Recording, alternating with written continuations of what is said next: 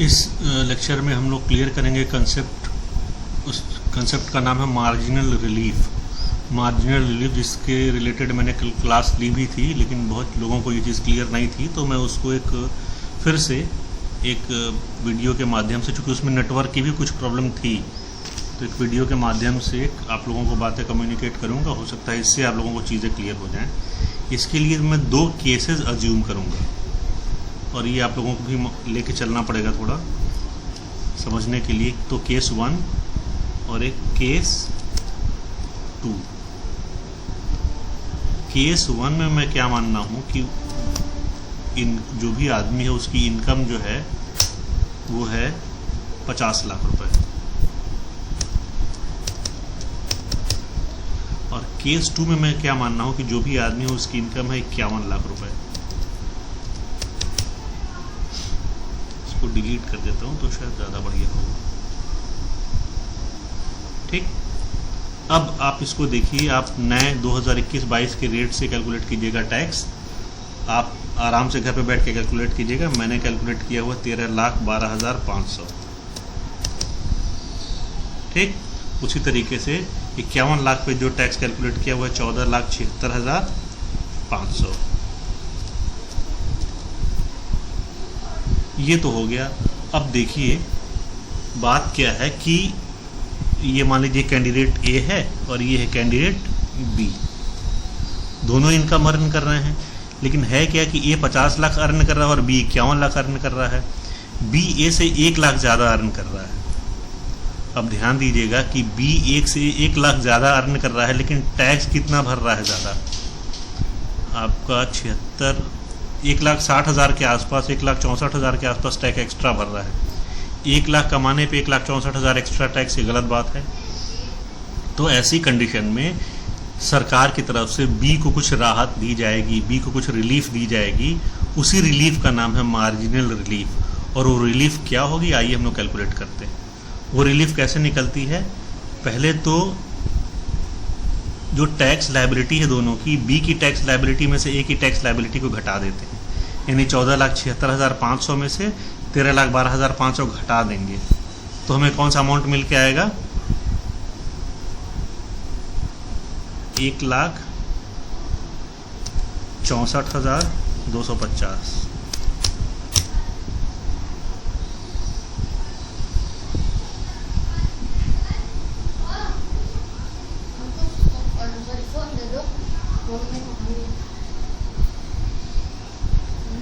$1,64,250 का अमाउंट आएगा टैक्स का डिफरेंशियल। ठीक,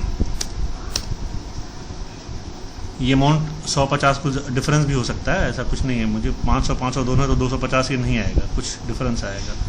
14,76,500 में से 13,12,500 घटाया जाए तो उतना नहीं आएगा, एग्जैक्ट आएगा, ये 500 नहीं आएगा।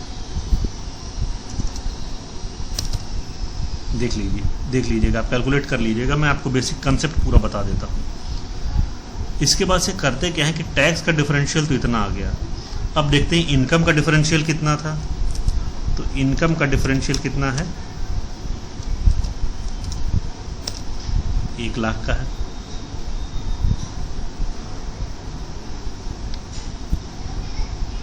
इनकम का डिफरेंशियल दोनों में 1 लाख का है, जबकि टैक्स का डिफरेंशियल कितना है? 1,64,000 का। तो गवर्नमेंट क्या करती है कि मार्जिनल रिलीफ देती है उसको। मार्जिनल रिलीफ कहती है कि इसको मार्जिनल रिलीफ मिलेगी, लेकिन मार्जिनल रिलीफ कितनी होगी? वो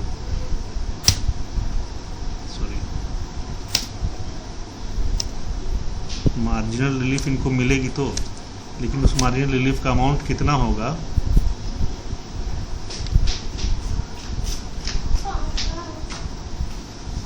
मार्जिनल रिलीफ का अमाउंट कितना होगा ये मैं बताता हूँ आप लोगों को।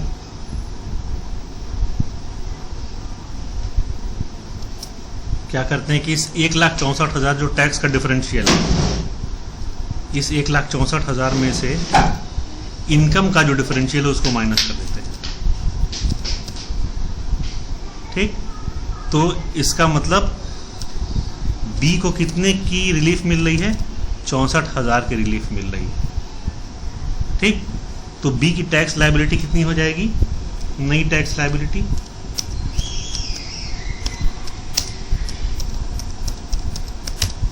नई टैक्स लायबिलिटी मार्जिनल रिलीफ की वजह से जो टैक्स लायबिलिटी है वो कितनी हो जाएगी बी की? फिर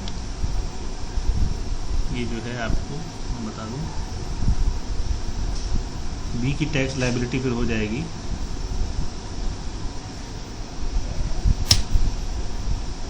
14,76,500 तो आया ही था, 14,76,500, इसमें से आपका 64,000 माइनस हो गया, ये हो जाएगी बी की टैक्स लायबिलिटी। जो भी आप घटा लेंगे इसको बी की नई टैक्स लायबिलिटी हो जाएगी, और ये 64,000 जो घटा रहे हैं इसी को हम कहते हैं मार्जिनल रिलीफ। अब तो कंसेप्ट क्लियर होगा आप लोगों को, मार्जिनल रिलीफ का कंसेप्ट।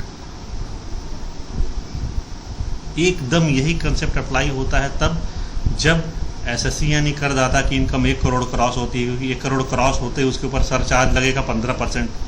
ये डिफरेंस आ रहा था कि सरचार्ज इस केस में 10 नहीं लगा है, इसका केस में 10% लगा है।